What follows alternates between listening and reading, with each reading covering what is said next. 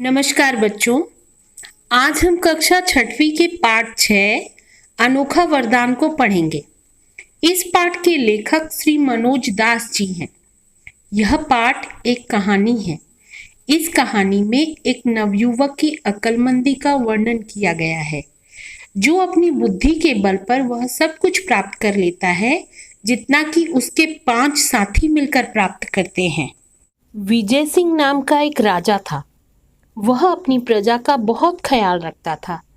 एक बार की बात है, वह तूफानी रात यानी कि जब बहुत तेज आंधी चल रही हो और वर्षा भी हो रही हो, तो वह तूफानी रात में घोड़े पर सवार होकर एक तंग रास्ते से जा रहा था।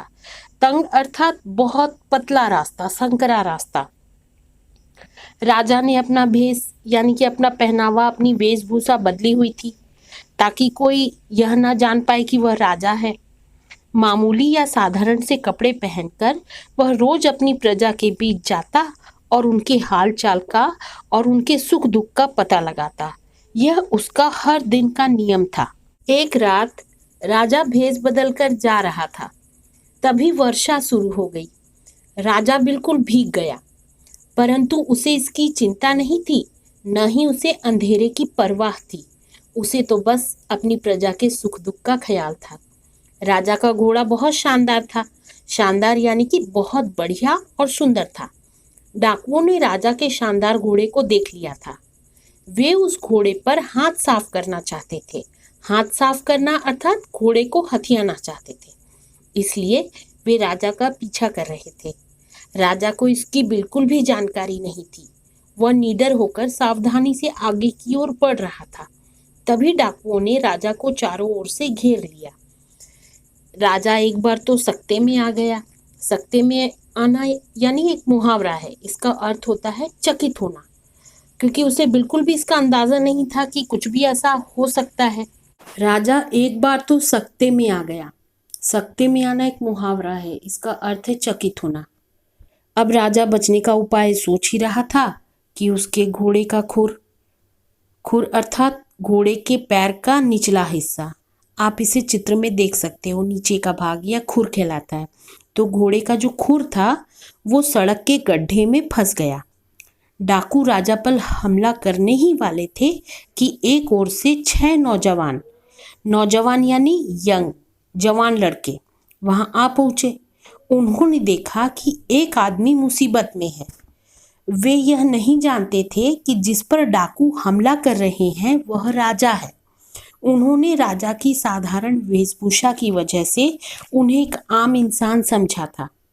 पीछे से अचानक हमला होने की वजह से डाकुओं का ध्यान बट गया। राजा ने मौके का फायदा उठाया और वहां से बच निकला।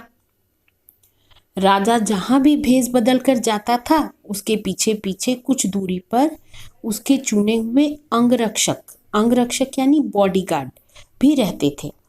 थोड़ी ही देर में अंगरक्षकों का दल यानी समूह, झुंड, वो लोग ग्रुप में चलते थे। तो उनका जो ये ग्रुप था यानी कि उनका जो दल था वो वहां पे आ पहुंचा।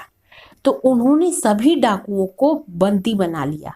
बंदी बनाना यानी कैदी बना लेना। राजा उन नवयुवकों से बड़ा प्रसन्न था, क्योंकि उन लोगों ने बिना जाने कि वह राजा है डाकुओं से उसकी रक्षा की थी। राजा ने उन्हें बहुत धन्यवाद दिया और महल तक चलने के लिए कहा। भोर यानी कि सुबह होते ही रात वाली घटना का समाचार सब जगह फैल गया।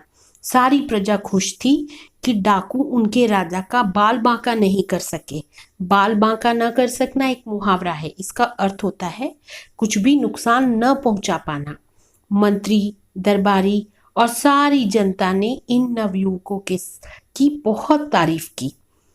अगले दिन दरबार में इन नौजवानों को राजा के सामने लाया गया। राजा ने अपने सिंहासन से उतरकर उन्हें गले से लगाया और उन्हें मनचाहा पुरस्कार, मनचाहा यानी वे अपनी इच्छा के अनुसार कुछ भी मांग सकते थे। राजा ने कहा, आप बारी बारी से यानी एक एक करके अपनी इच्छा के अनुसार कुछ भी मांग सकते हो। अगर मेरे बस में हुआ तो मैं इसी समय आपकी इच्छा पूरी कर दूंगा।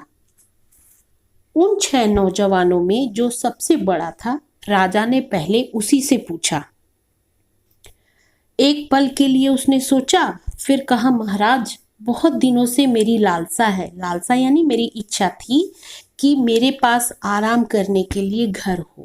मुझे बस एक अच्छा सा घर चाहिए। राजा ने उसी समय उस नौजवान के लिए एक आलीशान, आलीशान यानी कि शानदार, बड़ा, भव्य भवन बनाने की आज्ञा दे दी। अब दूसरे नौजवान की बारी थी। वह अपने पद में तरक्की चाहता था। पद में तरक्की यानी अपने पोस्ट में प्रमोशन। तो राजा ने क्या किया कि उसे अपने दरबार में राज दरबारी की पदवी यानी कि राज दरबारी का स्थान दे दिया। तो इससे दूसरे नौजवान की भी इच्छा पूरी हो गई। अब तीसरे नवयुवक की बारी थी। उसने कहा कि मेरे गांव के लोग हर सप्ताह शहर में सब्जी बेचने जाते हैं।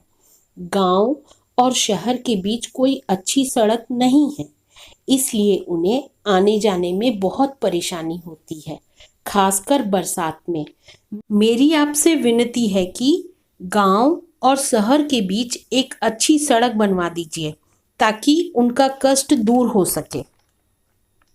राजा ने उसी समय सड़क और पुलों का निर्माण कराने वाले मंत्री को हुक्म दिया।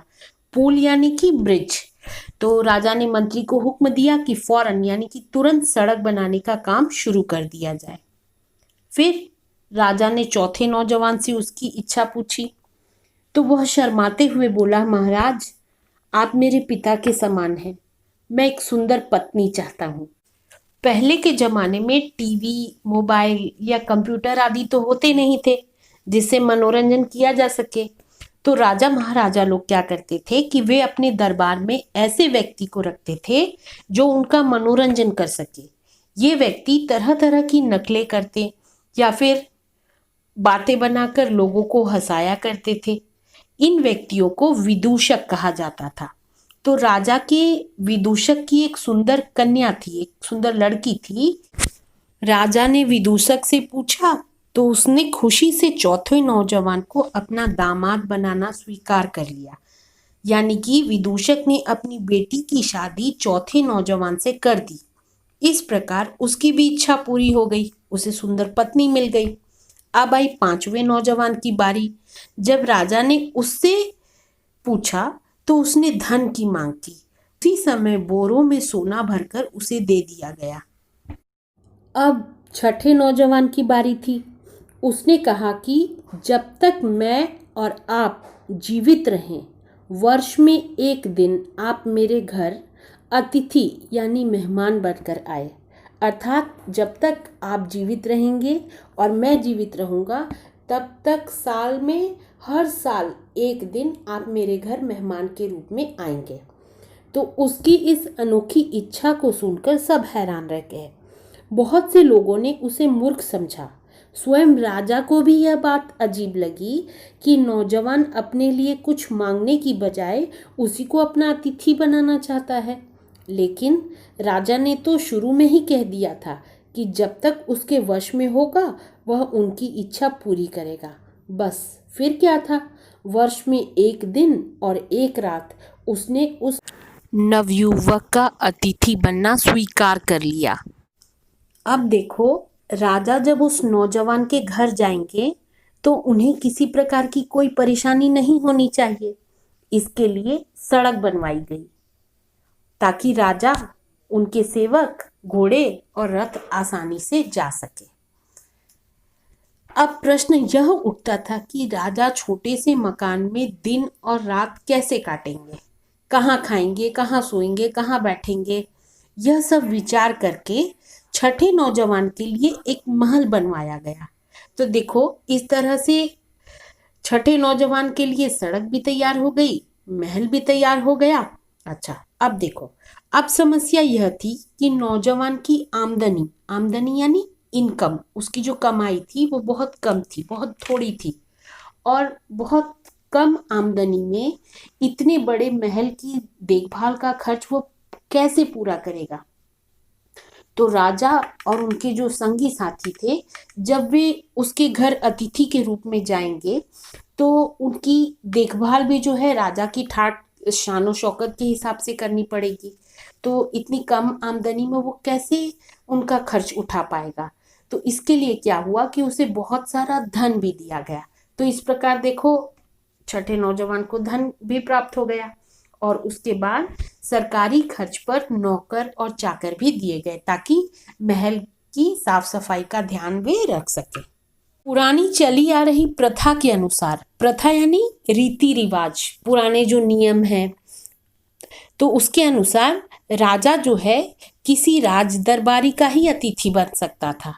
तो इसलिए उस नवयुवक को राज दरबारी की पदवी भी देनी पड़ी। तो इस प्रकार देखो उसके पद में तरक्की भी मिल गई उसे।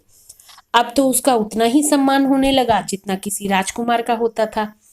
अब एक बात और बाकी थी कि राजा जिसके घर भी अतिथि बनकर जाएगा, उस घर की जो गृहिणी है, गृहिणी यानी उस घर की मालकिन, या फिर कह लो कि उस घर की जो स्त्री है, उसे जो है राजा के मिजाज का, मिजाज यानी स्वभाव का, स्वभाव एवं राजा की पसंद और नापसंद का पता होना चाहिए।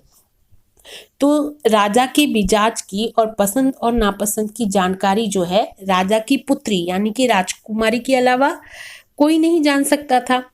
तो शीघ्र ही क्या हुआ कि नवयुवक से राजकुमारी के विवाह की तैयारियां की जाने लगी। तो देखो इस प्रकार से उसे सुंदर पत्नी भी मिल गई।